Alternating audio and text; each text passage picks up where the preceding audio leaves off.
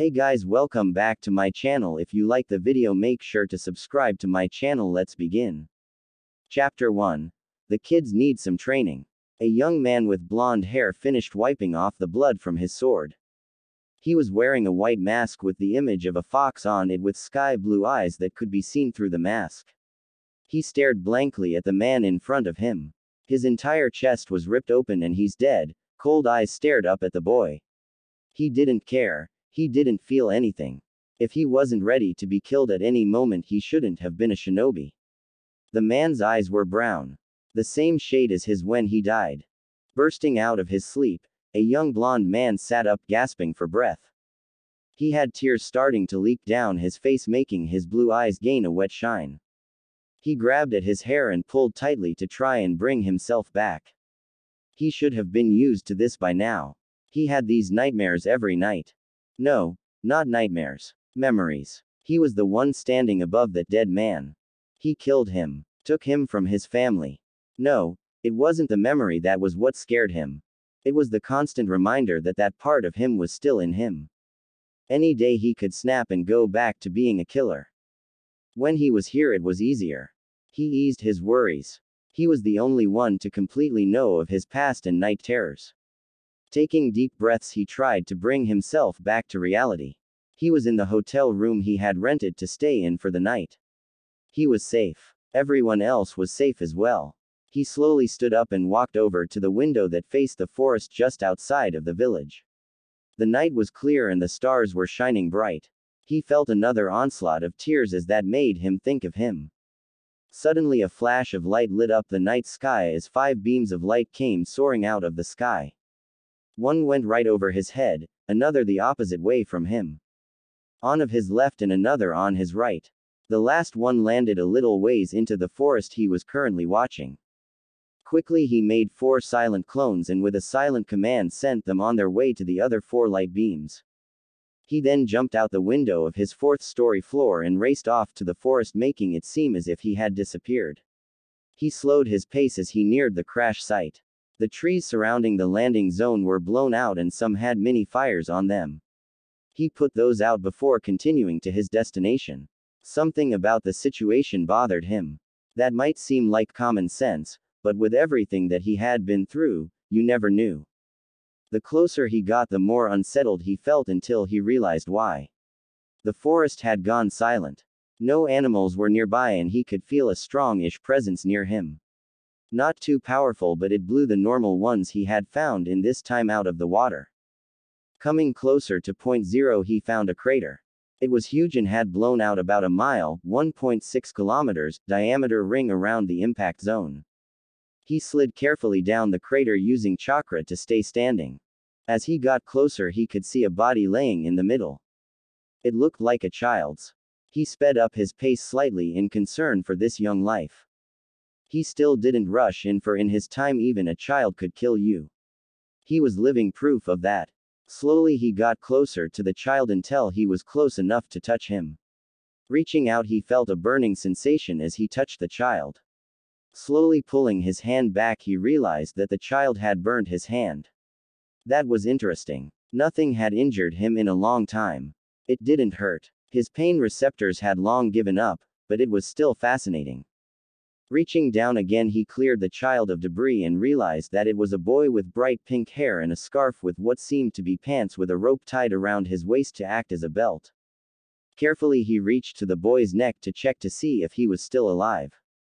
The boy's pulse thumped strongly against his fingers and he let out a sigh he didn't know he was holding in. Now comes the weird part. The boy felt like him. Not body-wise, but in the fact that he had what the young man perceived to be the boy's power, but there was another bigger power inside him. Making the hand sign that a good friend of his had taught him, he entered the boy's mind. His mind was a volcano with lava flowing everywhere. Using chakra to stand on the lava, he slowly made his way to the source of power he could feel in the boy. You really weren't a normal human. Coming around the corner, the young man came face to face with a giant red dragon, Naruto. Naruto stared up at the dragon before something in his mind clicked. Igneel. He acknowledged back. What are you and your son doing this far in the future? Anlogia got much stronger than either of us thought would happen. We had to send the children away in hopes of keeping them safe and stopping him. The rest of your gang sent their children too. We had no other choice. We were weakening and Anlogia was getting stronger. We all would have died. Naruto's face softened. The others were also sent here. Do you know where they are? Injil questioned with worry leaking into his voice. I already have clones at their locations as we speak. Don't worry, Naruto said with a faint smile making its way on his face. He had missed his scaly friend. I wasn't worried. I was keeping my priorities straight. There's a difference. Naruto's face clearly said, I don't believe you in the slightest. Moving on to bigger things, Naruto's voice hardened and Igneel noticed the difference and shifted his attention to Naruto. Does Natsu, or any of the kids, know what has happened? Igneel looked down at this. No, they don't. Honestly, we were hoping you would be here to find them. Naruto ran a hand through his hair as he shook his head. I'm guessing that you don't want Natsu to know you are in him until he's old enough not to let it slip in an angry rant. That would be preferred. He doesn't deserve to be hunted down because of me. Naruto could understand that. He could also understand how lonely Natsu would grow up without Injil there. Don't worry, nothing will happen to any of the kids. At this, Igneel looked up. I'll watch them for you all. Naruto gave a small smile to Igneel. Thank you, Naruto. Every day my debt to you only seems to grow. With a nod and a wave, Naruto left Natsu's mind. Back in his body, Naruto took a long look at Natsu. He had grown since he had seen him last. His strong arms weren't as scrawny and he seemed to be eating well. Just as fast as the small smile had come, it was gone. He wasn't there for any of it. He wasn't Natsu's dad, but he felt like an uncle at the very least, and he didn't even recognize Natsu until he had seen Igneel. He really was a horrible person. The last time he had seen Natsu was over 500 years ago. Given what happened, it made sense, but he hadn't looked that hard for him. After about 20 years of searching, he had given up on the kids and tried to live his life for himself. Once in a while he would wake up sweating because of a nightmare of how the kids died. Most of the time he could only hear their screams and pleas for help in a pitch-black world that never ended. Then one by one they would stop yelling and everything would go quiet. That was the worst one. It was only about 200 years ago that the dreams had stopped and the children had faded into a distant memory. How could he have forgotten them so easily? A little moan and shifting next to him alerted him to Natsu's awakening. Come on, Natsu. It's time to wake up. Naruto gently shook him. Time to join the land of the living. No, I don't wanna get up yet. Natus moaned as he tried to get away from Naruto's hands. Come on, it's time to get up. I have to make sure you are okay. Naruto said with a little smile on his face. He trusted Igneel and the others, but he had to make sure his godson was okay. Okay, I'm okay. Wait, who? Natsu's brain slowly started to work and he realized that his dragon father wouldn't be able to shake him with human hands. With that, he shot up and ran a little distance from the person that was touching him. Naruto stayed right where he was as Natsu turned around to see who had awakened him. He could see Natsu's brain processing what he was seeing, and then a huge smile broke across his face and he ran straight into Naruto's open arms. Nei-san. Natsu yelled as tears flowed out of his eyes. I thought you had left us for good. It's been so long since I've last seen you. He turned his head up to give Naruto a smile and his heart broke. How could he have given up on this? With a surge of emotions, Naruto kissed the top of Natsu's head and spoke, I'm sorry, Natsu. I got busy with something, but I will never leave you again. Natsu relaxed in his grip and took in a deep breath of Naruto's scent. Then he realized, where's Igneel? Naruto had been dreading the question, but he knew it would come. Igneel left you with me as he went to go and take care of something dangerous. He will be back, but I don't know when. Will he be okay? The sadness in Natsu's voice almost broke Naruto. I've gotten soft. Naruto realized, but one look at Natsu's face made that okay. He will be fine as long as he doesn't have to worry about you, so you're going to stay with me. A small smile came onto Natsu's face as he buried his head into Naruto's chest and gripped his clothes tighter. Don't leave me. Never again, that's a promise. They fell into a comfortable silence before one of Naruto's clones came crashing through the trees. "I've got Wendy," it said as he bent down and let the little girl out of his arms. She looked around slowly until she saw him. "Ni-san," she yelled as well as she collapsed into the arm he had opened while the other stayed locked around Natsu. "Hi Wendy." Natsu looked at her and gave her his big smile. "Ni-san is Wendy-chan." Wendy smiled and nodded back before burying her head in Naruto's chest again with Natsu following suit. The last three of his clones arrived minutes later at the same time carrying Gajeel, Sting, and Rogue. They also looked around confused until they saw him with Natsu and Wendy and came running over. "Where have you been?" Gajeel questioned with anger in his voice. "I had to take care of something, but I'm here now and never leaving you guys again," Naruto stated with an apologetic look on his face. Gajeel saw the look and broke down and hugged him. "You promise?" "I promise," Naruto said without hesitation, and the last three kids sunk into his warmth with Gajeel's sovereign Natsu out of the way to make room for him, Sting hugging his back, and Rogue following Sting. "Hey, let me lay down so we can have room." Once Naruto had laid down, he had Rogue using his right shoulder as a pillow, Sting on his left shoulder, Natsu was laying in the middle of his chest, Wendy was almost laying on Natsu, and Gajeel was curled between his legs. "I missed you," Sting said softly, and Naruto gave him a kiss on the head as well. "So did I. I'm sorry I ever left and I will forever feel terrible about it." "I'm tired," Rogue stated as his eyes started to close.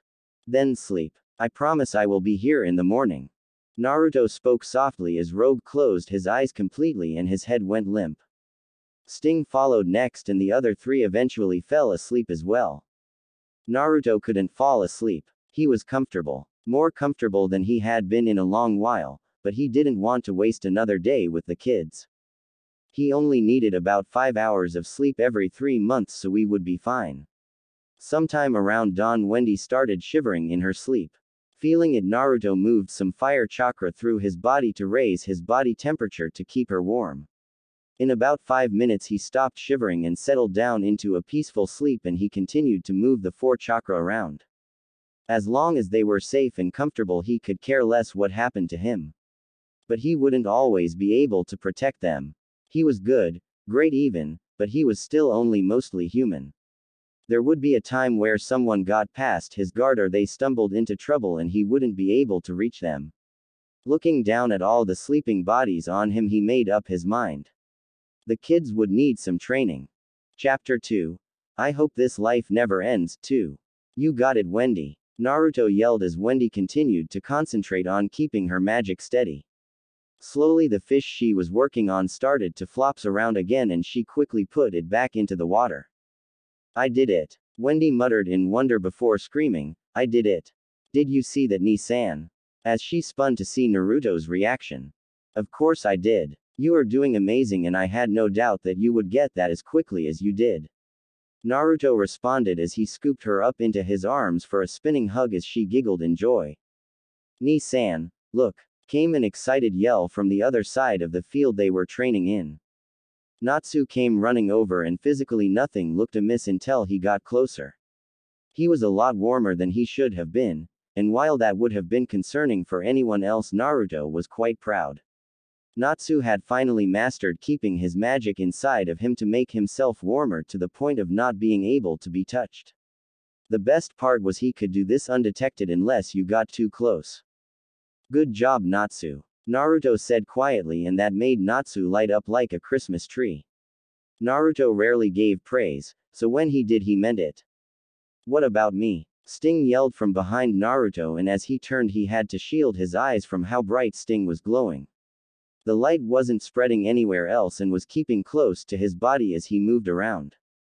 "Fantastic, Sting. I can't see you at all." The light quickly died out and there stood a 10-year-old Sting smiling ear to ear. A yell of frustration caught Naruto's attention next, and he looked to his right to find Gajeel still trying to get down, turning himself into iron. "What's the problem, Gajeel?" Naruto asked as he made his way over and stood next to him. "That's the problem. I don't know what I am doing wrong." He sniffled as he tried not to let the tears fall. Everyone else was getting their techniques down and he just couldn't. He was doing everything right, so why wasn't it working? Care if I sense you as you try again? Sense was what Naruto called using his ability to sense natural energy from the Sixth Path's abilities and the Bakugan. It was earlier than explaining to kids how his abilities worked and that they couldn't use them. Gajeel nodded his head so fast Naruto was surprised he didn't get whiplash. Alright, but do you remember the first step? Of course I focus my energy throughout my body. Gajeel responded with a huff. No, don't panic and clear your mind. You are smarter than you think you are. Naruto said with a small smile as he rubbed Gajeel's hair. Gajeel chased his hand away but nodded his head and took a deep breath. He needed to calm down. Once he figured he was as calm as he was going to get, he gave Naruto a nod and he activated his sense. The first thing he noticed was Gajeel's magic flowing out from the core and into the rest of his body. Then the magic smoothed out and remained steady as it slowly moved closer together. As the magic got closer, it started to wobble and break apart before shattering. I still can't get it, yelled Gajeel. Your magic wants to propel itself away from itself. Are you trying to force it together? Naruto asked as he put his hand under his chin in a thinking pose while closing his eyes. Of course I am. That's how steel works. No, it's melted down until it molds together, but I think you would be better off if you tried to layer the steel. It would be like dragon scales. Naruto suggested as he gestured for Gajeel to try again. Closing his eyes and focusing once again, Gajeel did as Naruto suggested and was surprised to find it easier to form. You did it, Gajeel. Open your eyes. The excited voice of Natsu came from somewhere on his left. Gajeel did as instructed and was surprised to find his skin was hidden by shiny metal scales. I did it, he yelled and started to do a little victory dance. Ah, you look so cool. Ni-san, do you think I could do something like that? Natsu questioned Naruto while giving him the puppy dog eyes. I don't see why not. If you want to try, go ahead. Naruto responded while smiling at how happy the kids looked. His life really had gotten better with them in it. He hadn't had nearly any nightmares since the kids came into his life. The few times they had come back, the kids had tried to draw answers out of him, but he wasn't about to tell them about his past. He was a cold-blooded killer and that was all in the past. Now killing was illegal and not something accepted by the mass of the world. Here they could grow old without ever having to take a life. He was going to keep it that way. None of the techniques the kids knew now could maim anyone, much less kill them, and they would learn anything like it until they were much older. Ni-san, come help me. Natsu's whining voice brought him out of his dark yet happy thoughts and he readily agreed and ran over. The years after they began training moved fast and soon enough they were strong enough to make a name for themselves. Natsu was called Salamander, Rogue was called Penumbra, Sting was called Luminescence. Together they were the twin dragons since they usually worked together and could always be found near one another. Wendy was called Maelstrom, which Naruto found ironic, or Mender, and Gajeel was called Bulwark. Together they were the Wandering Dragons. Individually their powers were incredible, but when they worked together they could level any enemy. Each of them still had their original personalities. Wendy was still shy and preferred to heal, but she could hurt. Natsu was, well, he was still a hothead. He would rather rush in than think, but he had gotten good enough not to destroy everything he came across and be respectful of others. Gajeel was still antisocial and tried to be the cool guy, but he still had his temper as well. Sting still was overconfident, but Naruto had toned down his ego with a spare that had left him unable to move for a few weeks even with Wendy's healing. He had apologies afterwards, but Sting had continued to reassure him that it was for the best that his ego stopped growing. Rogue was the pro of antisocial and would rather stick to the shadows that his powers come from, but he was also the mastermind of the group. They all came up with plans, but most of the time they had to get past Rogue before anyone in the group even attempted to carry it out. All of them could go fuses with the others and all of them had combo attacks. Sting would blind someone so Rogue could capture them with his shadows. Wendy would add fuel to Natsu's flames and make them even bigger. Gajeel protected them with a wall of steel and Natsu could even heat it up if someone got too good of a grip on it. They were good enough that they could spar with Naruto every other week and land a hit on him. Now he was going easy, but he didn't need the whole continent on his ass because his full power was unleashed. So what about him? He was the mentor. The one everyone wanted to teach them because he trained the wandering dragons. He never joined in the battles unless hidden by genjutsu, and even that was rare, so no one knew his face or his powers. Everywhere they went, people would whisper and ask, who was strong enough to train these tanks? Turns out it was just someone who was like a crazy older brother who happened to have thousands of years of training and knowledge under his belt. What no one knew was that he was known by another name. A simple one, Angel. With his clones he was able to come to everyone's aid that needed him. He never intervened if he didn't think he was needed or if the person had ill intent, but he was always there. No one had taken care of him, and that had sucked, to put it lightly, so he was going to make sure that never happened to anyone again. He had even built an orphanage right by the forest he had found the kids in. He always made sure to teach the kids the things he wasn't taught. Like cooking, cleaning, and self-care, and making sure they could live their lives how they wanted when they left. Some wanted to be strong mages and others wanted to live a simple life, and he encouraged them. Or should he say she? With the merging of his and Kurama's power he also gained his memories. Or there. Kurama was beyond things like gender, so every once in a while Naruto gained an urge to be more feminine. He would use his improved sex jutsu and become a woman inside and out. It made him, her feel good about themselves, and the urges had diminished since Naruto had made her permanent appearance. She was a blood clone infused with more chakra than she would ever need in case she had to protect the kids that she was raising. She was perfectly fit for the motherly role she was given, and Naruto quite enjoyed how that side of him could show the kids that love. Ni-san, you won't believe what I heard while we were in town. Wendy pulled him from his thoughts. Apparently Fairy Tail was attacked by Phantom Lord. So it finally happened. Naruto responded. He had seen that coming a mile away. Jose never thought about the consequences and was dead set on being number one and having more power. Nothing was ever good enough for him. Before the kids had come into his life he had been approached by the man anytime he came within a 20 miles diameter of him. It was the same speech every time. Join us because we are number one and you can make a name for yourself. You are too powerful to be wasting your power.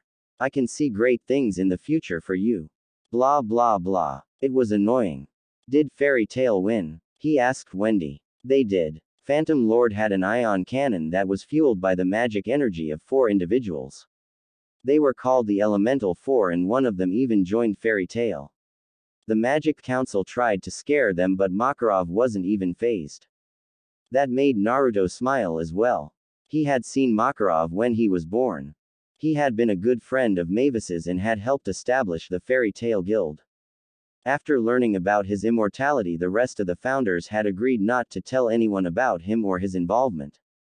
Only the very first members had ever known him, and he made sure to move on before they could catch on that he wasn't aging. That was another thing that had changed. The kids knew of his immortality. After all, it was very hard to spend every day with someone and not notice that they were growing older but you weren't. Of course it had been Rogue to bring up the conversation. Ni-san? He could hear the question in his tone. Yes, Rogue, why aren't you aging? The kids had asked it so suddenly and out of the blue that Naruto had no time to think of an answer. He could say he had good family genes or that it was just one of his illusions, but that felt wrong. Because I can't, was his simple answer. He should have known that wouldn't stop the kiddos. Why? A question came from Natsu. Because I am immortal. There it was. The truth was out. Outwards he looked calm and collected, but on the inside he was freaking out. What if they didn't want anything to do with him anymore? What if they tried to make him a god or a demon? What if? That's so cool, yelled Gajeel. That means you really will never leave us. Guess there was no need to worry. Yes, I mean it when I say I will never leave you. But we'll leave you. Sting had said that with the saddest voice Naruto had ever heard him speak in. That changed the mood from happy and amazed to brooding so quickly you could feel the shift. Now, don't get all sad on me. That won't happen until you guys are in your 80s, at least, so we still have plenty of time together, and I would rather spend it with your smiling faces than the top of your head or chin.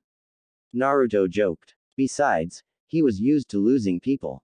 He would go into a depression for a few lifetimes and then he would go wander out into the worlds and find someone else to attach to while always remembering the ones that had left him.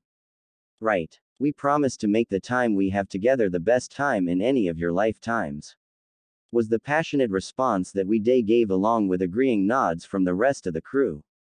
It was almost enough to make Naruto tear up. Instead he just opened his arms and hugged his kids. His kids. At this point they were his kids and no one would take them away from him. Thank you guys. I love you all so much. A conversion between Wendy and Gajeel brought him out of his thoughts again. He needed to stop doing that. I can't believe you were thinking about joining them. Wendy was scolding Gajeel. I thought they were cool. I never expected for them to go and do this or else I would have never given the thought a moment of my time. I was just tired of Nissan having to make all the money. Gajeel defended himself. I am, for all intents and purposes, your guardian so I should be paying for everything anyway. I'm touched that you want to help, but money is of no concern for me. Naruto chimed in. But you teach us everything. How to use our magic, how to hunt, how to cook, how to read, everything. I just want to help. Gajeel argued back. That's my role as your guardian to teach you all that. Maybe not hunting and magic, but everything else, yes. Naruto retaliated. Anyway, if you really want to help me, go get some fish from the river just east of here. Gajeel gave a little grumble but did as he was told and headed off that way with a fishing pole and bait. What can I do? Natsu questioned. You can set up and start the fire. And me? Sting asked. You can make sure Gajeel doesn't fall in. Naruto teased. Sting made no commit and just followed Gajeel's scent into the forest. What about us? Asked Wendy as Rogue came up behind her. You guys can go and collect some safe berries and herbs. Naruto assigned just as Natsu came back with firewood. Wendy and Rogue went on their way into the forest and Natsu dropped all of his hard-earned wood in the middle of the clearing. This should be enough, right? Natsu asked Naruto while looking at the pile of wood in front of him. Should be. You remember how to set the wood up. Of course. I'm not dumb. Natsu responded with a huff. Forgetting how to do something after being shown once and never doing it yourself doesn't make you dumb. Naruto reminded him as he started on getting water for everyone to drink. He came back a few minutes later to Natsu holding 2 sticks in his hands while looking confused. Do you want me to show you? With a little shame in his eye Natsu held out the sticks so Naruto could take them. You keep them. You're setting it up. I'm telling you how. It only took a couple minutes for them to get the fire roaring and by that time Gajeel and Sting had come back with enough fish for each of them to have 3. Wendy and Rogue arrived a little after them with some wild berries and herbs. They all sat around the fire laughing and chatting until the moon was high in the sky and their bellies were full. I love you Nissan. Natsu muttered half asleep as he watched the stars in the clear night sky. I'm so happy you were here for us the day that our dragons left. I don't think I would have been able to make it this far without you. You would have been fine without me. You are stronger and smarter than you give yourself credit for. Naruto reminded him as he too watched the stars twinkle in the sky. Just as Naruto was going to close his eyes he saw a shooting star rush across the night sky. I hope this life never ends, was Naruto's final thought before succumbing to sleep. Chapter 3. He's truly something else. A couple months later finds Naruto and crew making their way to a town for more clothes for the kids. They had an all-against-all battle a few days ago and had burnt, cut, ripped, and or some other type of damage to everyone's clothes. I'm sorry Nissan. I should have held back a little. Wendy apologized for the 3rd time in the last 5 minutes. Wendy. It's okay. Besides I felt you all needed new clothes anyway and while we are here you can all pick out a weapon or 2 and I can get you stronger clothes. Wendy nodded her head and fell behind him again to talk to her siblings. Natsu and Sting were arguing about who they thought won the battle and Gajeel had just interrupted the conversation and said that it was obvious that he won. Wendy and Rogue were talking about what weapon they were going to get and what weapon would suit whom. All of them were talking quietly enough they probably thought that Naruto couldn't hear them, so he was about to pull his favorite trick. Natsu. Gajeel. Sting. Stop fighting and I swear Natsu, if you light that fist you are holding up I will have you fight me one-on-one after we leave town. Naruto turned his head to look behind him slightly to give what Natsu had dubbed his dad glare. Happy with how the trio froze and quit fighting, he turned around and smiled. A wider smile came across his face as he heard Natsu mumble, "How does he always know?" It only took a few more minutes to reach town after that. He stopped right before the entrance and turned to his group. "All right, we are here. First we will stop at the clothes store to get better clothes, then we will get something to eat. No Natsu, you can't eat all you want to. Then, we will head to the weapons store. Gajeel, don't eat the weapons, and a weapon will choose you." It was Rogue that spoke. "Choose us." "Yes, the weapon chooses you. You don't choose it." Naruto responded and he unsealed his mother's blade that had become his. Its name was Phoenix because of its deep red color. The katana had been by his side from the middle of the war onward and he cherished it more than almost any other item in his possession. There were only about two things that he could ever cherish more: his headband from Konoha and an album of pictures from every person he had ever gotten close to, and the only family picture he had of his parents and him. It was a picture of Minato and a very pregnant Kushina with the widest smiles on their faces. "This katana belonged to my mother and it made her feared all across my world. Many of my foes would recognize the blade as I pulled it out and would run, that's how powerful she was." She sounds amazing. He had never told any of the kids about his past, so it was no surprise to him when Sting continued his thought, "What else did she do?" Naruto gave them all a sad smile. "That's about all I know about her." The fact that everyone who could have ever told him even a little about her was dead went unsaid. "I do know she had the most beautiful long, straight bright red hair and a temper that was hard to match. I did get told I have her personality." Everyone was silent for a while. The kids were trying to imagine this person that had just been described to them while Naruto thought of the brief time he had with her in his mind. "Anyway, we should get going so we can be done and gone before nightfall." The kids followed Naruto as he led them into town and to the nearest clothes store. "Hello there. Come on in and look around." To this day Naruto was still not used to people welcoming him into their stores. It had been thousands of years since he was beaten for looking in a shop's window, but he couldn't bring himself to trust any storekeeper. "Go look around and call me over if you find anything you guys like," Naruto told the kids as they separated and to look through the selections. "Your family traveling or something?" The shopkeep asked him and Naruto had half a mind to ignore him, but he didn't want to be rude. Being rude just made it hurt worse. "You could say that. We are more wanderer than anything," Naruto answered with a tense smile. "Why are their clothes so bad now?" The shopkeeper raised one eyebrow at him questioningly. "We got into a bandit attack along the road here. Besides that, the kids needed more clothes," Naruto answered while searching for his kids. He could only see Rogue in front of him. The other kids were blocked by the clothes. "I should check on the kids." Naruto tried to leave the conversation to go search the store for his kids, but he was grabbed by the arm by the storekeeper. "I saw the bruises on those kids. I can't tell if you are telling the truth or if you are a human trafficker, but I don't care. You are staying here until the police can confirm your story with the kids." The storekeeper tightened his grip on Naruto as he explained what was happening. Naruto, on the other hand, was panicking. At that moment he wasn't in that store with his kids. He was 5 and back in his village. The village was grabbing his arm too tightly. He knew what was going to happen next. He was going to be dragged somewhere and beat until he couldn't move. He couldn't go through that again. It always hurt so badly, and sometimes he was granted the mercy of death only to be revived and cast back into a world of pain and darkness. Wendy came around the corner just in time to see Naruto shut down.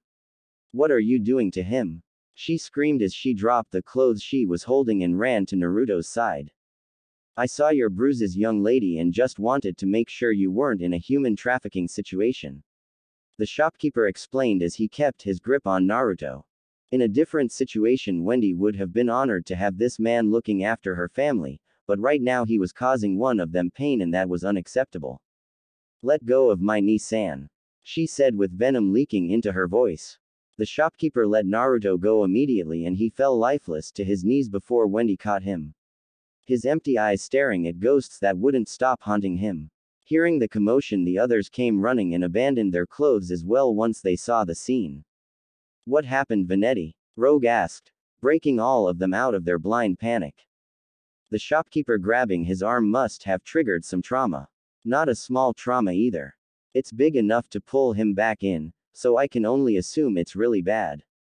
Wendy said in a rush while trying to get Naruto to focus on her with no success. Naruto Pav. Why was nothing happening? There was no pain. Was it all a joke? There was no way that the shopkeep would let him get away. That man had hated him since day one and had made it clear that if he ever stepped into his shop, it would be the last shop he would ever step into. Suddenly the world was filled with pain and darkness as something was poured into his eyes. It hurt so badly. Why was the world on fire? Why him? Dash. Wendy started to yell as Naruto started to fight her and make pained whimpers. The sound broke all of their hearts and they knew Naruto wouldn't want anyone else to see him this way. We have to get him out of here. Sting told the others as he grabbed Naruto's legs and Gajeel grabbed his torso. Wendy stood nearby trying to help his pain with her magic. Rogue kept hand free to help the ones carrying him if needed while his other hand dragged Natsu along with them as he glared a hole into the shopkeeper's head.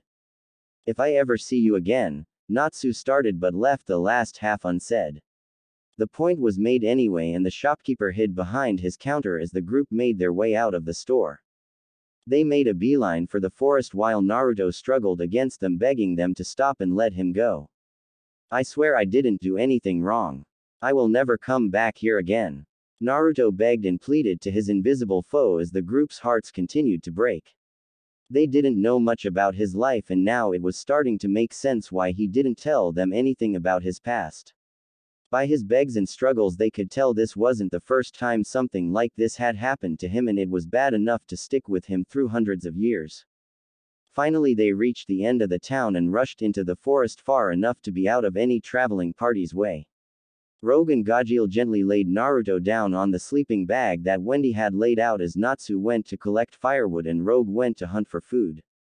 Everyone was silent as they went about their jobs and Wendy ran another diagnostics on Naruto, listening to his cries and pleas. Naruto Pav. The villagers had grabbed him and were taking him somewhere. His pleas to stop and let him go fell on deaf ears. No one would listen to his pleas or cries for help. They all wanted to see him in pain, see him sacred, see him killed. He was going to die and no one would care. They would all be happy he was dead. Why did they all hate him? Why couldn't they see he was just a kid? He was only 3. He wasn't even old enough to be in school. What did he do? They stopped and laid him down on the ground. He fought harder and stronger. He didn't want to be beaten again. He wouldn't live. He couldn't even see. Why was life so cruel to him? Dash. Dash. After what seemed to be hours, Naruto's cries started to fade until they were no more. He had gone completely still and hadn't moved in a while, but he was breathing. Wendy told everyone that there was nothing they could do for him but wait the terror out and be there for him when he woke up. None of the kids were happy about it, but they would do all they could to help him after the ordeal and hopefully at some point they would get some answers. This sucks. Natsu complained for the 5th time in an hour. I know, but there's nothing more we can do. He's comfortable physically and we'll be here for him when he wakes up. That's about all we can do. Gajeel responded as he laid back to watch the stars like Naruto showed them. He could name some of the constellations that Naruto had shown them, but other than that he could only watch the beautiful stars while thinking of a conversion Naruto and him had a while back. He was staring at the night sky looking at the stars when Naruto sat down beside him. What cha? Thinking of? Naruto had asked him as he continued to look at the stars with him. What makes you think I'm thinking of anything at all? Gajeel had questioned him back then trying to get him to leave, but it hadn't worked. Because a really important person once told me that anytime he was thinking about something important he would look at the clouds or stars to help him think. Naruto had gained his attention with that. He never talked about his past and Gajeel wanted to know more. Lucky Naruto continued, he also told me that when we look at the stars we are looking at the past. Light doesn't travel fast enough for us to be able to see what is actually happening in real time, so some star we are looking at could have died long ago and we don't even know it. That's the truth of life too. You never know when it's going to end and you don't want to keep looking at the past, so you live in the present and for the future. Naruto turned to look at him, so do what you want and damn everyone who tries to stop you without good reason. If it turns out bad, so be it, but if it turns out good, or even great, that's an experience you will never forget. They had sat there watching the stars for a few more hours until Gajil had fallen asleep. The next morning he had woken up in his tent with a clear mind. He couldn't even remember what he was trying to decide on that night, but Naruto's words had always stuck with him.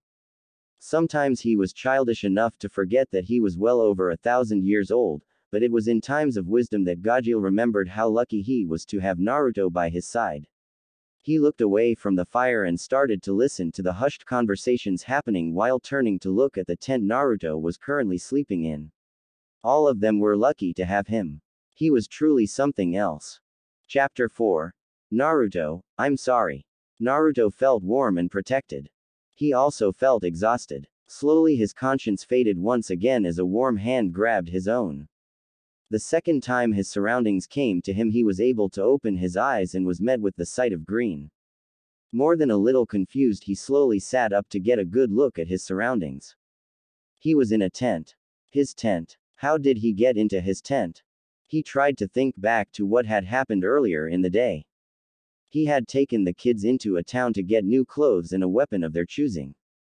They had hit the clothes store first so the kids wouldn't look like they just crawled out of a bear fight. In the store he had tried to keep an eye on his kids as he talked to the storekeeper. He had felt like something bad was going to happen and then the storekeeper had grabbed his arm. He had tried to shake him off and he had tightened his grip. That was all he could remember. What had happened between then and now? Looking down at himself he couldn't see any injuries, but his clothes were gone as well, leaving him in his underwear. He slowly got out of the sleeping bag and popped his back from the protests it gave when he moved. How long had he been asleep? He had slept on the ground or in trees enough that his body could take it for the little sleep he got every once in a while. After stretching out the rest of his aching body he slowly got dressed and headed for the flap in the tent. Once he opened the tent the bright light of the sun made him crush his eyes together to ward off the pain the sunlight caused his eyes. He could hear the forest around him and smell deer cooking the way he had taught his kids. There was a pause before 5 different cries of, "Ni-san," hit his senses and he was falling again. He hit the ground with a crash and got the wind knocked out of him and he opened his eyes to see the sight he was half expecting. Natsu, Gajil, and Sting had been the ones to tackle him while Rogue and Wendy stood off to the side. The part he wasn't expecting was the tears in each of their eyes and the sad smiles on his kids' faces. His joy at seeing them quickly turned into panic and worry as he looked over all of them for injury. "Are you guys okay?" was the simple question asked, and it was followed by a wet laugh from Rogue and an answer. "Of course you would be worried about us when you were in a coma for almost a week." That answer only confused him more. What had happened? Who had attacked him? How did they attack him? Were his kids okay? What happened? "Are you guys okay?" he repeated as he looked more closely at his kids to try and detect any sort of injury any of them may have sustained from his attacker. "We are fine, Ni-san. We are just happy you are finally awake," Wendy answered as she gave him a small smile that was shadowed by worry. "What happened? I'll tell you what happened." Gajil answered with a little bit of steel in his voice. "You scared the crap out of us was what happened. After the shopkeeper grabbed you, you went into some sort of shock and then you suddenly started thrashing and crying for your ghost attackers to let you go. It scared us so bad. We raced out of town and back here where we set up camp for you to wake up. We thought you would wake up in the morning, but no. You had to make us worry that you might die and wake up almost a week later." By the end Gajil had started to cry again and had started to yell. "Gajil, don't yell at him," Sting said. "It's not his fault that it happened. If you want to yell at someone go yell at the shopkeeper." "Only if I get to come with you," Natsu said as a fire lit up in his eyes. "No one is going to terrorize a shopkeeper.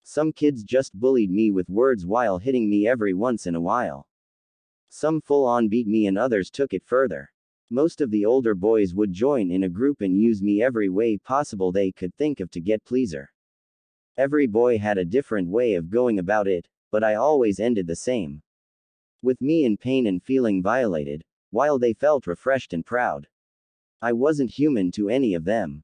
Most of them would tell me that their seed was the only thing I would have to eat that day, so I should enjoy it. For hours this happened. I was beat, raped, whipped, bruised, tied down, cut, and broken. After all of the kids had their fun, the administration would come in and drag me out to the door and throw me outside. Usually by this time it was around noon, so the streets were busy and everyone would see me run by. Because of the state of undress, some older men would use me as well while the others turned a blind eye. Rocks would be thrown and cusses would be cursed, but it was nothing compared to what would happen once the sun went down. Once the festival started, people would band up and play a game of fox hunt. Here Naruto paused and absently rubbed his whisker-like birthmarks as he stared into the fire with dead eyes. I always did my best to lose them and keep them off of me, but I never worked. They always caught me, and then the keeves, whips, broken bottles, and anything else that could be used to hurt me would come out. At first I would be a smaller group of the bigger group that would find me, and they would have their fun with me. They would break my fingers one by one while telling me I deserved it. Then they would break my toes while calling me a demon. They would move on to break my arms in as many spots as they could while telling me it was for the better of the village. Afterwards it was on to the legs and then the ribs. Only after they had broken every bone in my body at least once did they drag me closer to the main part of the festival. They would hang me up by kuni through my palms and feet and take their time cutting into my flesh. Only long painful cuts would do, and they would go so slowly. So very slowly. After they were done with that, the few shinobi that had joined them would practice their jutsu on me. I was stabbed with earth shards, drowned in waves of water, electrocuted by bolts of lightning, sliced even more with blades of air, and roasted with fire. Once I was burned from the top of my head down to the bottom of my feet. They would cut my stomach open and let my guts fall to the ground as they watched with joy in their eyes. My vision would always fade to black as they walked away laughing and congratulating each other on a job well done. They would wonder what kind of prize they would get for ridding the village of the demon. I would use my last remaining minutes in consciousness to question everything I knew and believed. Was the old man really just making sure I was suffering? Was everyone in the village right? Did I deserve to live? Then I would black out. Usually I would wake up in a puddle of dried blood the next morning with the trauma to my body healed, but the 5th year it happened I woke up in a bed with clean clothes and no blood on my body. I didn't know where I was, so I curled up and tried to go back to sleep. At that point I didn't care if it was some trick to build me up and break me down again, I just wanted sleep. When I awoke again there was a man wrapped in bandages from head to toe sitting by my bedside. All I could see was his black hair, half of his old face, and one eye. His eye held no warmth, but it didn't hold malice either, so I relaxed just slightly as I slowly sat up. I asked who he was and he answered that his name was of no importance, but he had an offer for me. You must be so tired of feeling. His sentence ended there. I just nodded along. I was tired of feeling. All I ever felt was pain. I just nodded to let him know I was listening and that I agreed. How would you like me to train you to be able to stop feeling and get stronger? Strong enough to defend the village and prove to all of those dumb villagers that they were wrong about Naruto Uzumaki. His eyes held power and an assurance that I had never seen in someone before, so I agreed, and it was the best and worst thing to ever happen to me. Naruto paused for a second and looked up to see that all of his kids looked a little sick and horrified, but he still had their full attention. It was almost enough to make him choke up. He hadn't been able to tell his story to someone since Shika had listened to him. After looking at the love and pain in their eyes for a little longer, he continued his story. He did train me to stop feeling, but not the way I thought he would. He had his other servants train me in both mind and body. They trained me all day and all night, only letting me rest for 3 hours a week. As my body got used to the treatment, they increased it to 3 hours every other week. Then every third week, and soon enough I was sleeping 3 hours every 3 months. That only worked because I had the Kyubi, or nine-tailed fox, sealed inside me the day I was born. The man had told me after a year of my training. By that time I was no longer feeling emotions, physical and mental pain, it was all gone. I couldn't feel anything anymore, and for a short period of time that felt good, and then I felt nothing. I became what he called the perfect tool. I would call it a husk. That's why I would rather feel pain than nothing at all. Not being able to feel is not being able to think. Not being able to think makes you a puppet. Being a puppet makes you do inhuman things. I killed an innocent family because I was ordered to. I had no hesitation, no sense of wrong. All I knew is the man who stopped my pain told me to do it, so I did. I massacred a group of foreign shinobi that were trying to complete a simple package delivery. Their client lived on the very edge of our border. So close, in fact, that we couldn't tell if he was on our land or theirs. So I was ordered to kill them.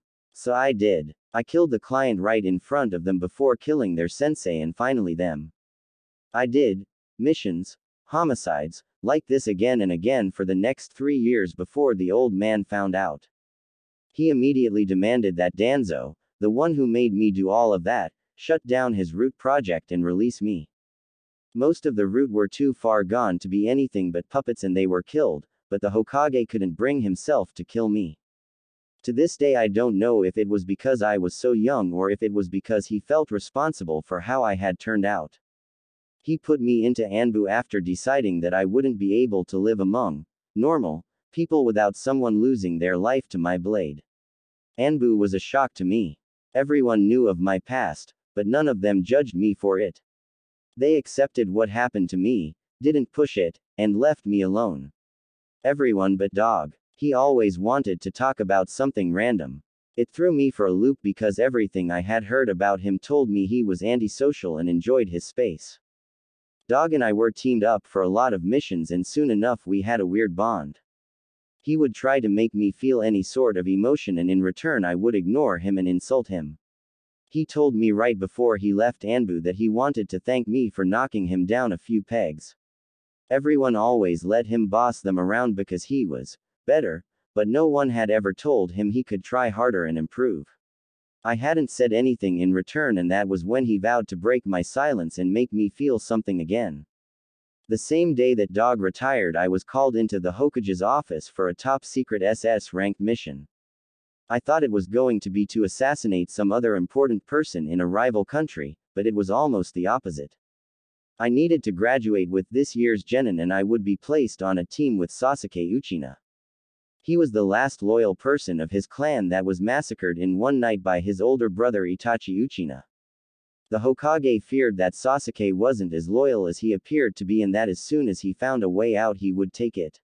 I was also tasked with watching the rest of the graduating class since most of them were clan heirs. With me being my robot self, I agreed and got ready for my mission. The last order I was given was that I was not to tell a soul or give them any reason to believe I was an Anbu. The day I met my to-be teammates was a disaster. Sasuke was a stuck-up bastard who wouldn't even look at me because I was able to graduate without having even entered the academy. Sakura Hirano was the other one. She was a fangirl through and through. She would hang off of Sasuke like she was a monkey and had a screech that could take out glass from a mile away. The other people in my graduating class were Kiba Inuzuka. He was a stubborn, overconfident brat. Hinata Hyuga. She was a shy, socially acquired girl. Shino Aburame. He was another socially acquired person, but he seemed to like it that way. They made up Team 8.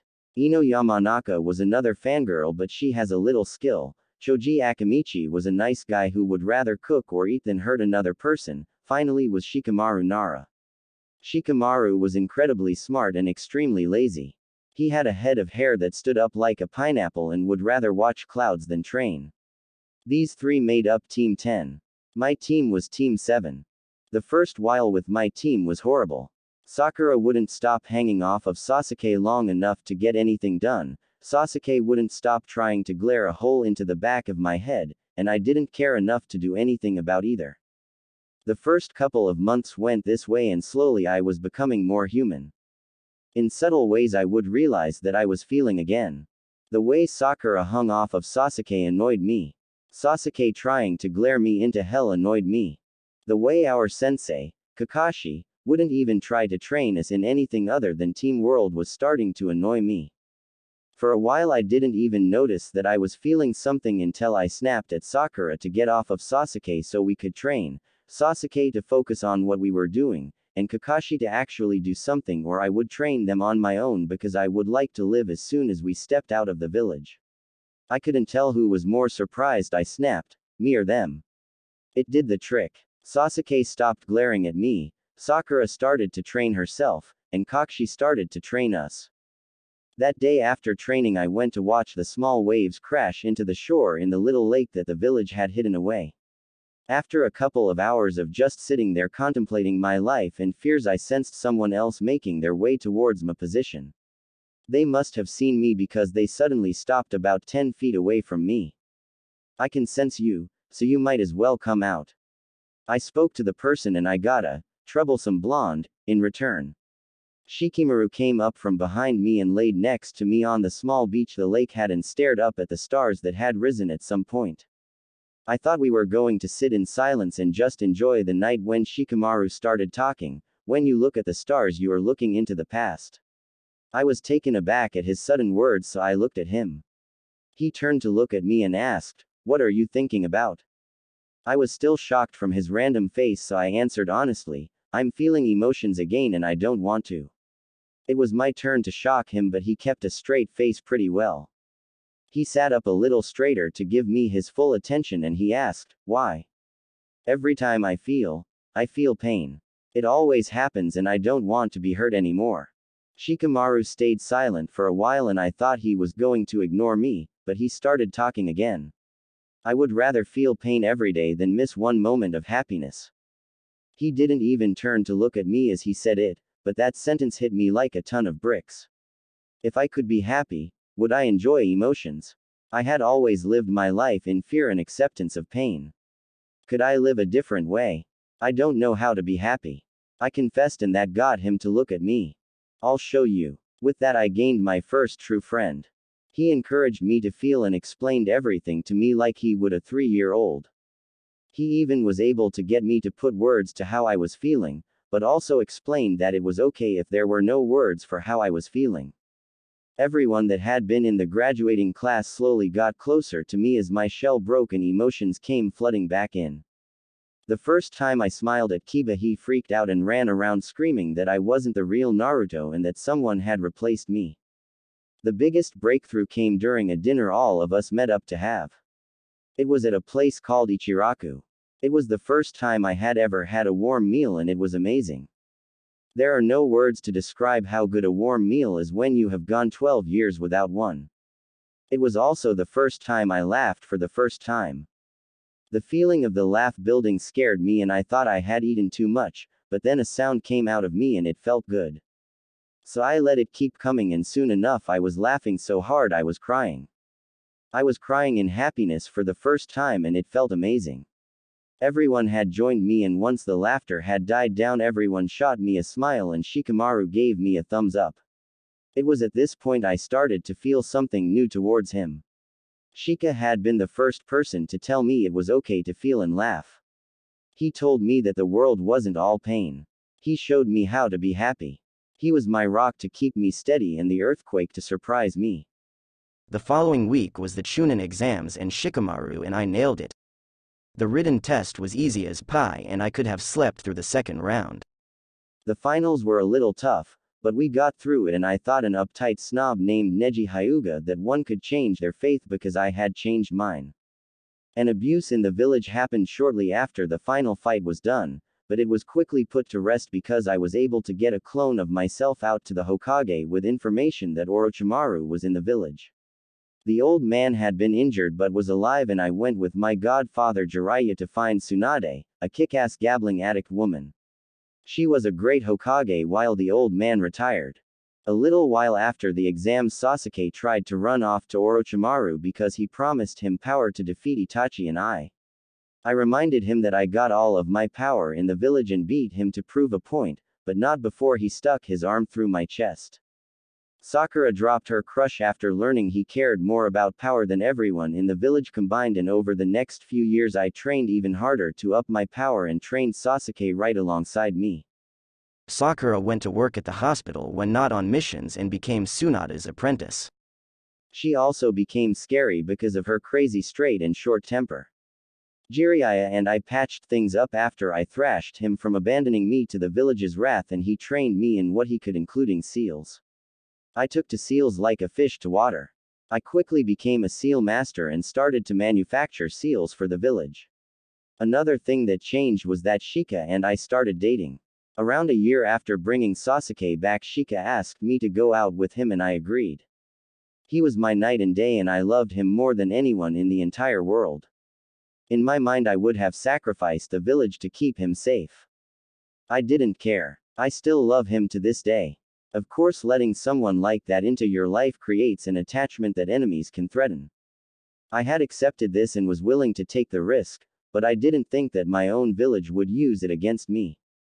Around 3 years after Sasuke was returned to the village after his attempt to flee, I was called to the Hokage's office to be informed that my long-term mission of watching the new generation was over and I was to return to full Anbu status immediately by the civil council.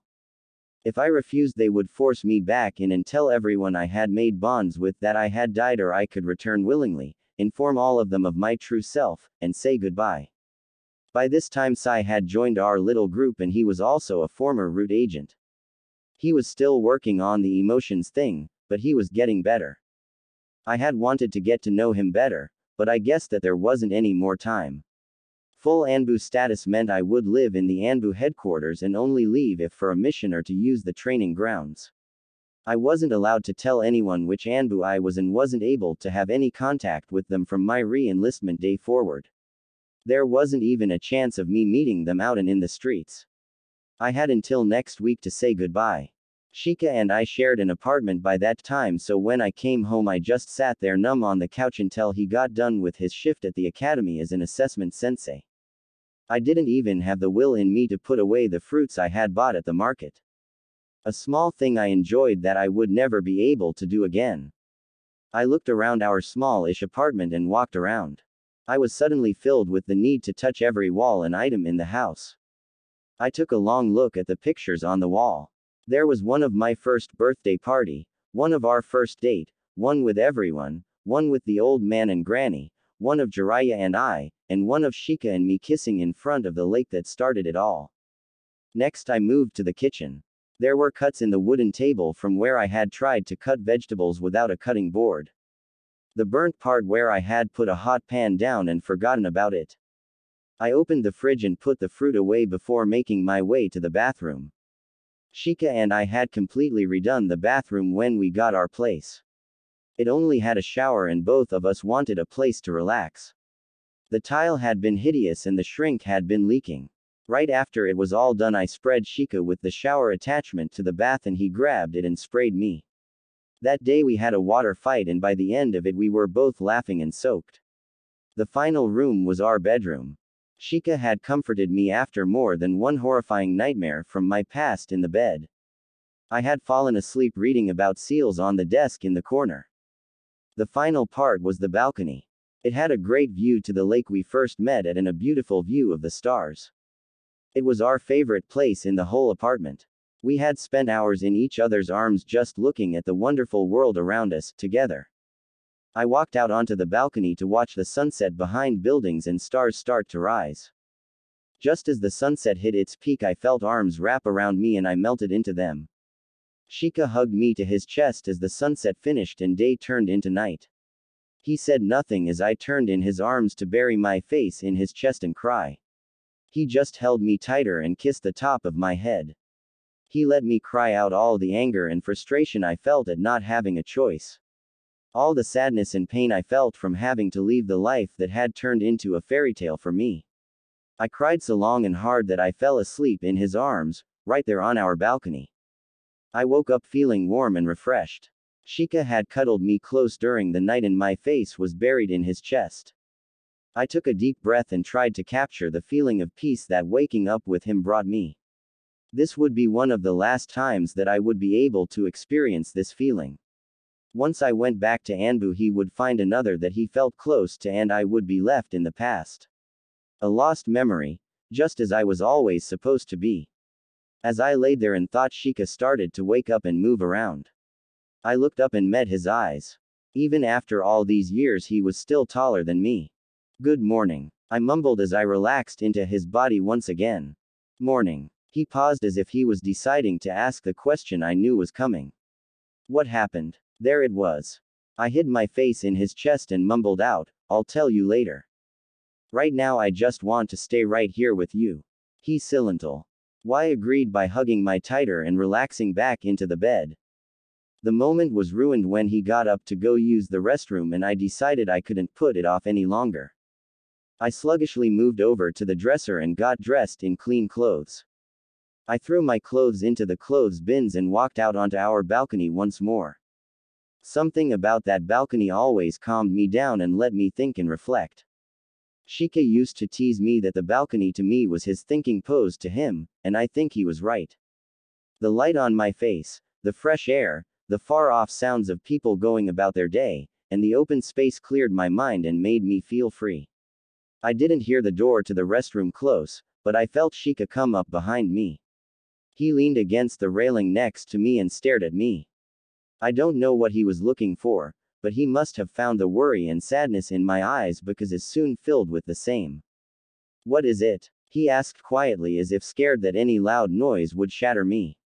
What is it not? I asked rhetorically before looking over at him and taking a deep breath. I have told you a lot about my past, but I have always left a big part of it blank and told you I would tell you later. Yesterday something about that time of my life came back up and I have to tell you now. He grabbed my hand in silent strength. From the ages of about 5 to 12 I was a part of Root. I gazed at his eyes to only see love and concern. At the time I was tired of only feeling pain and being hurt all the time, so I took Donzo's deal and became a part of his Root to get rid of my feelings. For 7 years I killed people just because I was told to, and then you guys graduated. I was assigned to watch over all the clan's heirs, especially Saskew, and keep you guys safe and loyal. At the beginning I only thought of you guys as a chore I needed to complete, but now you guys are my family. I took a deep breath and held back the tears and I told him the last part. Yesterday I was commanded by the Civil Council to go back to being full Anbu status. By now the tears had started to fall down my face, but I don't want to go back. I want to stay here with all of you guys. My family. Shika said nothing but pulled me into a tight hug and occasionally kissed me on top of my head. I could feel the wetness of his tears in my hair, but I didn't care. I was going to savor this moment. Finally Shika spoke. That's bullshit. They can't take you away from us. I pulled back to look at his face as I gave him the bad news. Actually they can. The law states that any person in Anbu for more than 1 year can be pulled back into Anbu unless discharged for medical or mental reasons if voted on by more than half of either council or the Hokage. He rested his head on mine and held me close. We'll go tell the others in a little while. For now, would you just stay with me? I gave him a kiss on the cheek and spoke softly into his ear, of course I will. We stayed like that for hours until Shika sent out a clone to ask everyone to meet at our place for dinner and an important announcement. Once the clone was gone, Shika and I set to making dinner and finding enough room for everyone. The Kohana 12, as they called my class, and the one before us, Tsunade, Jiraiya, and Hiruzen were all invited to the dinner and everyone had agreed to come. Shika and I had a blast while making dinner and we made a mess when I split flour all around the counter and on the floor. We had a flour battle with the ruined flour and then cleaned it up and got changed. Just as we finished setting the table, the first people started to arrive. I greeted everyone and tried to memorize their faces. I didn't know if I would ever be able to see them again. The meal was full of laughs and stories from years past or recipient events. The entire time I felt as if I was out of touch with the feeling of the room. Everyone was happy, but I was content and sad at the same time. I was thinking about how it would no longer be this way, and I already was longing for more of these memories. It was the same indescribable feeling I had felt as a child looking in on family holidays. I felt like I was looking at the dinner through glass. I was there, but not. I could talk, but I didn't. I didn't want to ruin the moment or break the spell of happiness. I looked over to Shika to see him staring at me. I gave him a small smile I knew didn't reach my eyes, and he gave me one in return. Our silent conversation was cut short by Tsunade. So what's the announcement? You brats finally tying the knot. Even then I couldn't stop my face from heating up, but it also came with a wave of sadness. We wouldn't get that chance. I slowly stood up and got everyone's attention, so I have some big news to share with all of you, but unfortunately it isn't good. I told them the same thing I told Shika, and Kiba reacted the same way he did. I explained why it was legal. After my big speech, no one could meet each other's eyes, and I decided I didn't want it to be that way. Oh, stop that. I heard myself saying, I wouldn't have told you all if I thought this was the way you were going to react. You're acting as if I have already left. I have 6 more days with all of you, and I want to make them count. So stop it with the depressed staring and give me a hug. I held open my arms as everyone rushed up to me. Even Sai and Sasuke did. I'm not dying. I am just going away for a while. I'll see you all again when we are old and retired. I doubted that, and I could tell everyone else did too. The retirement age for Anbu was lower than that of a Hokage's. I felt a few people squeeze me harder, and the Sasakura chimed in. I better see you when I'm old and wrinkly, or I'm going to be pissed. Everyone agreed to that statement, and I couldn't help but smile. That was the Sasakura I knew. Don't think I won't search for a way to get that law-changed brat. I'm going to get you out of there as fast as I can. Tsunade told me, and a lot of people agreed to help her. Okay. But after you spend your time with me, okay. Everyone agreed to that, and there were small smiles and hope-filled eyes in the crowd as they left our apartment. Over the next 5 days, everyone filled my days with smiles and things I had wanted to do for a long time. No one objected when we went to go eat ramen, and I even revealed that the only reason I ate so much ramen was because it was my first warm, homemade meal ever. It was the 6th and final day that caught me off guard. I woke up to Shika missing from the bed. This was strange, since I always woke up before him. Years of Anbu had done that to me. I slowly got up and made my way into the kitchen area, only to find him still missing. Shika had never failed to leave me a note or tell me beforehand if he was going somewhere. He knew I had issues with abandonment, and he always did those little things to calm that voice in my head, but this time he hadn't, and it made that voice scream. He's gone. He left you for good. You are leaving him, it's only fair. You weren't worth him in the first place, you broken boy. Just as the voice was starting to become too much and I fell to the ground, a person came into the room. They grabbed my hands, that had made their way into my hair at some point, and brought them back down to my chest. The voice I started to hear was female, and I could see some pink in my vision. Sakura? I asked in confusion. What was she doing here? Oh, Naruto, I'm so sorry. We didn't think you would get up before I could come get you. I'm sorry, she apologized. We? I asked lowly as she pulled me to my feet as the voice started to leave my head. Yes. You will see as soon as we get there, but for now I need to trust me and out this blindfold on so I can lead you there. She held out a cloth, and I took it with no hesitation. She grabbed my hand and led me around people and buildings until we hit grass. We traveled a little while longer until I could hear water and sense all of the important people in my life. Shika was there. Sasakura removed the blindfold, and I stared in awe at the cavern of crystals. I had always wanted to visit this place since I saw a pamphlet for it on one of our delivery missions, but I didn't know it was so close. I didn't know there was a crystal cave so close to Konoha. I stated in awe. There isn't, well, wasn't.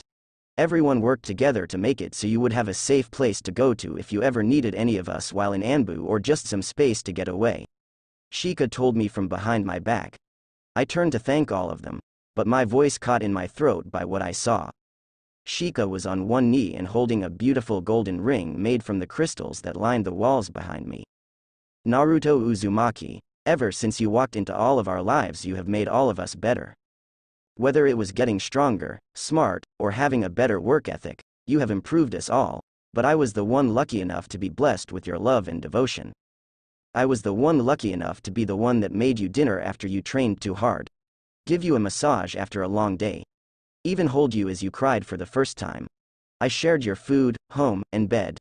In return I give you my heart to be yours and only yours for as long as I live and even beyond. Naruto Uzumaki, angel among men, will you marry me? I stood shocked after Shika had finished and then the tears started to fall. I won't be able to marry you until we are both very old, if I will be able to at all. Why would you want to propose to me? I asked through tears, you could have so many others.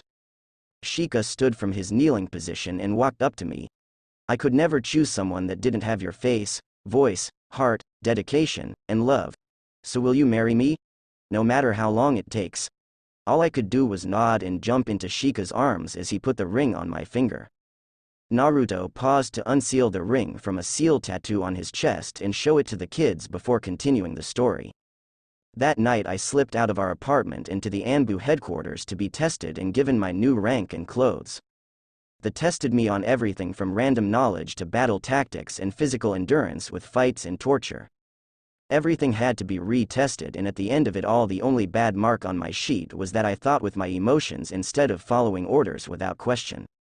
The first month or two after my return to Anbu they ran me around like a rag doll. I had mission after mission thrown at me to see if I could handle it or if I would break. Every time I had any downtime I tried to make my way to the crystal cave everyone made for me. I got to see Shika in the gang almost 6 months after I had left in that year's Chunin exams. Shika had come to be a proctor and everyone else came to cheer on Konohamaru and his team. I was set up in the ceiling of the stadium and away from any of my friends or loved ones. Whoever was in charge knew what they were doing, but they weren't good enough. Once I saw my chance I made a blood clone and let it watch my spot while I snuck down to the stands and balcony. Konohamaru was surrounded by our friends getting congratulated on his great win and Shika was there as they fixed the battlegrounds. I tossed my ring right at Konohamaru's head and with a little bonk it hit his head and he grabbed what had hit him. He needed to work on perception of his surroundings. He looked at it before he realized what it was and showed it to everyone else. Soon enough everyone was looking for me before Shika spotted me in the corner and rushed to pull me into his arms. I had been smart enough to take off my Anbu mask and seal it away beforehand so they wouldn't know who I was.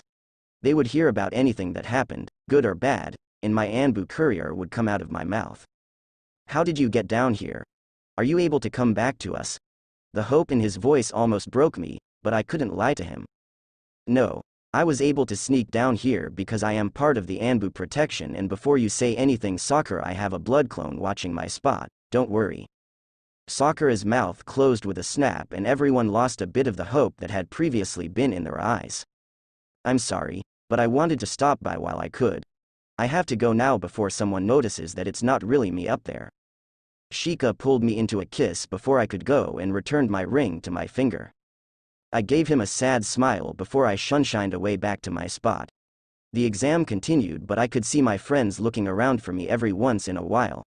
They would smile anytime they saw an Anbu and return back to watching the games. Right before the final battle began between Konohamaru and some girl from the sand I was grabbed from behind and knocked out. Right before I went down I saw an Anbu take my place then nothing more. I awoke to a splash of cold water on my face. I was chained to a chair in the middle of a big open room with no windows and wicked-looking tools surrounded me. I was in a torture room, but where? I doubted I was in another village and that made me worry. I looked at the man who had woken me up only to see a blank mask and dead eyes staring at me. Hello sleeping beauty? A voice said from behind me. I bet you wonder where you are. Don't worry, you're still in Konoha, but just a little underground. They came around to my vision and I didn't recognize them right away. Then it clicked. This was one of the men that was a part of the council that demanded I return to active Anbu duty. War is coming to our lands and I need to make sure that Konoha still stands once all is said and done. He leaned in close. You, my boy, are perfect to fit that role. I didn't know what he meant and I couldn't ask him. I had a cloth stuffed into my mouth and tied around my head so tightly it was giving me a headache. The last thing the man said before he left was, "Your turn," to the other man in the room. He left through the wall, Genjutsu, and as soon as he was gone the man descended upon me. I don't know how long I was tortured but eventually I became numb to it once more. I had lost what I had gained back over the years with my friends. My humanity. I was now a tool once again. The boss visited every once in a while to tease me with the knowledge he had on me and what was happening up above in the village. The last day I can remember well from that time, only the boss came into my room and he only said a couple sentences, but they slowly broke me. Your friends got a law passed that only in the face of a decremental threat can the village call back retired or undercover Anbu, and only with a vote of 2/3 of both councils or an order from the Hokage. Every Anbu that has been forced back into duty within the last 3 years is being returned to normal life. Unfortunately, they will come up one short. What that he left in my brain did the rest of the job. I was worn down from months of torture and pain, and it had taken its toll. This was just the killing blow. You missed your chance. They're going to think you died. No one is coming for you now. You will forever be in pain. You will never be happy. You will never be human. You are a tool. After that I can't really remember what happened. I had hid any part of me that was still human so deep inside of me that I was an empty shell that followed orders and did as I was told. I was informed of some of the deeds I did while I was out of it, and they weren't good. I killed so many people and pleased many others.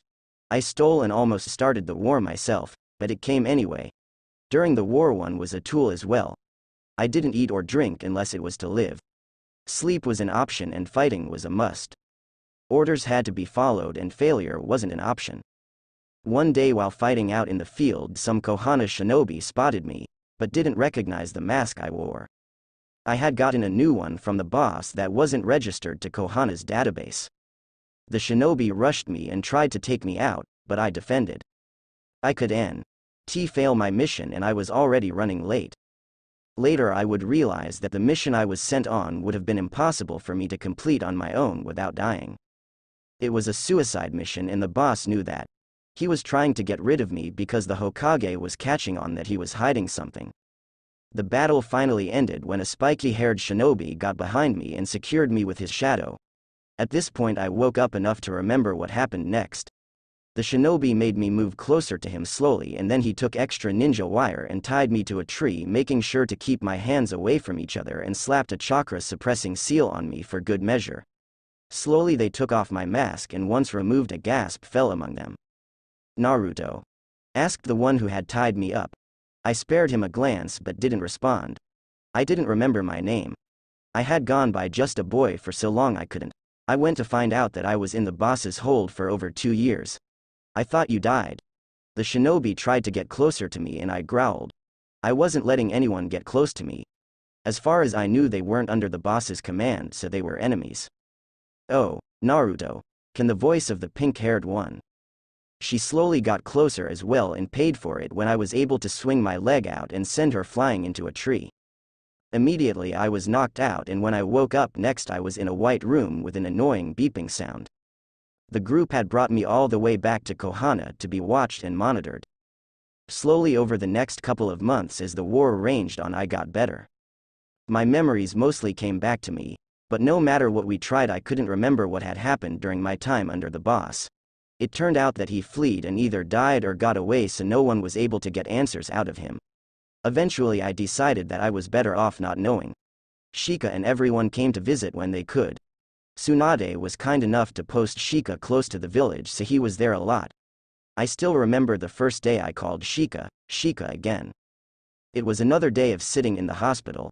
I could only remember that my name was Naruto Uzumaki and that I was a shinobi of Konoha. I was 22 years old at that point, and I had been presumed dead for 3.5 years while I was under the boss's command.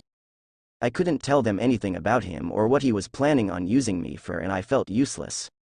I was trying to remember when a normal visitor of mine came in.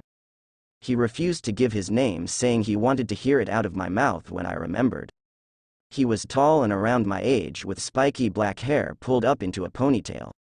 He would sit and talk to me for hours about how the war was going, the others, life, and random stuff. He would jump from topic to topic trying to make me remember anything, and I hated it when the light in his eyes would dim when he made a reference I should have known. After a half an hour of him talking to me, he brought up the subject of going to Ichiraku, and my memories came flooding back. The pain of my childhood, the numbness of my early Anbu years, the feeling of being welcomed during the first years of my mission, and finally the love and sadness I experienced right before I couldn't remember anything. Shika. This man's name was Shikamaru Nara and I was engaged to him. You still want to marry me? I cut him off. He stared at me in wonder and hopeful silence and I continued, do you still want to marry me, Shika? I asked him, and he pulled me into a hug and a long kiss. Of course I do, you troublesome blonde. He laughed as tears ran down his face. I gave him one of my true smiles and kissed him again. How about in a week? A week, isn't that a little early? I questioned as we pulled away. Not with this war going on. It's getting worse and if things go bad I want to have married you. He responded to my question and I could see through his words. If one of us died he wanted to die married. That isn't happening, but I think we have waited long enough. The next week we were quickly married in front of our friends and his family. It was a good thing we were married then too because the day afterwards the war turned horrible and we were pulled into the war. A week after that we lost our first friends, Kiba, to the war. Then one after another our friends fell until only Shika, Sasuke, Sakura, Lee, and I were left. The day of the big battle against Madara Uchiha, our village was destroyed and Shika's father died. It devastated him and I couldn't pull him out of it. Both of us had lost so many people the last week alone that we had become numb to loss, but a parent was different than a friend. After that the morale of Konoha shinobi plummeted. Some would take guesses on how they were going to die while others gave up in the middle of battle. Slowly the number of Konoha shinobi, and shinobi overall, dwindled down to almost nothing. It was rare to see another shinobi and most of them just tried to survive as long as they could by hiding and scavenging for food. Shika and I looked for a way to stop Madara from his powerful rampage. We hit gold when we found an ancient ritual that would commisset the performers to Kami to speak with her. It took about 1.5 years to gather all of the supplies needed to perform said ritual and once we did we were met with devastating news. Kami would not help us for she was bound to stay out of moral problems. The only way she could help us was if one of us became her chosen protector and forfeited their ability to die of any cause and there could only be one. It tore Shika and I apart, but we knew we needed to agree to have any chance of saving our world. I became her protector and gained powers I would like to keep to myself, but they were enough to defeat Madara and save what was left of our world. Sakura, Sasuke, Lee, Shika, and I were the only remaining Konoha shinobi so we decided to seal our village away for good. We separated and went to live our own lives with Lee becoming a defense teacher, Sasuke and Sakura settling down, and Shika and I becoming wandering travelers. I learned how to heal using plants and my chakra while Shika taught me on the fly strategy. We made money by selling rare wares we found on our travels before we stayed in a hand-built house right outside of a quaint little town we loved to go to. Our house was huge and we turned it into an orphanage to help children with lives like mine. The house was 3 stories and had a bigger kitchen than we would ever need, plenty of rooms for the kids, a garden, room for the kids to play, and a balcony just like the one back in the village. It faced the town off in the distance and you could watch the sunset. All too soon the kids grew up and Shika grew old. I had to use a genjutsu on myself to make it look as if I was aging as he was and then after many great years together Shika was on his deathbed. I kissed him one last time and told him it was okay to let go and he was gone. I had made a blood clone to leave there and act as if I had died of a broken heart and hid in the cave system nearby. I felt it when the world shifted and our chakra turned into your magic. When the dragons came and when a war between chakra users and magic users broke out. I was still healing from our own war hundreds of years ago so I didn't join the battle and stayed in my cave. I didn't come out until Igneel found me and tried to force me out. I beat him and put the fear of humans in him. It was because of that fight that the dragons turned to humans to become dragon slayers in the Dragon War. The rest is history. I met some questionable people, some I would never forget, and others I hope to. Naruto finished his story and waited for his kids' responses. None of them spoke, but all of them moved to hug him tight. Too many emotions ran through everyone present at the campsite and at the time none of them could put their thoughts into words. Finally Wendy spoke up and said what the kids were thinking. "Ni-san, I'm sorry." The end. Thank you for watching.